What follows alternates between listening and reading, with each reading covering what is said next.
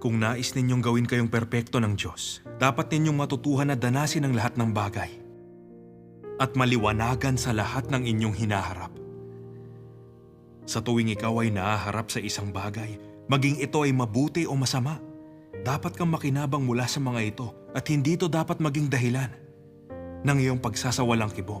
Ano't anuman dapat magawa mong isaalang-alang ito sa pamamagitan ng paninindigan sa Diyos at hindi suriin o aralin ito mula sa pananaw ng tao. Isang paglihis ito sa iyong karanasan. Kung ito ang usapin ng iyong karanasan, pangingibabawan kung gayon ang iyong puso ng kabigatan ng buhay. Palagi kang maninirahan sa liwanag ng anyo ng Diyos at hindi madaling malilihis ng landas sa iyong pagsasagawa. Ang ganitong uri ng tao ay may dakilang hinaharap. Amen.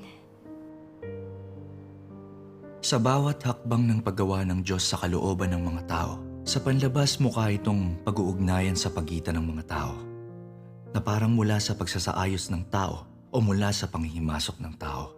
Ngunit sa likod ng mga eksena, bawat hakbang ng gawain at lahat ng nangyayari ay isang pakikipagtawaran na ginawa ni Satanas sa harap ng Diyos at humihinging manindigan ng mga tao sa kanilang testimonya sa Diyos.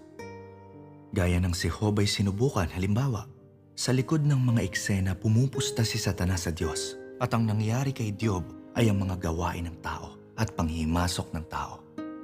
Sa likod ng bawat hakbang na ginagawa ng Diyos sa inyong kalooban, ay pakikipagtawaran ni Satanas sa Diyos. Sa likod ng lahat ng ito ay isang labanan. Dapat mong malaman na ang lahat ng nangyayari sa iyo ay isang malaking pagsubok at ang oras na kailangan ka ng Diyos na panindigan ng testimonya. Amen.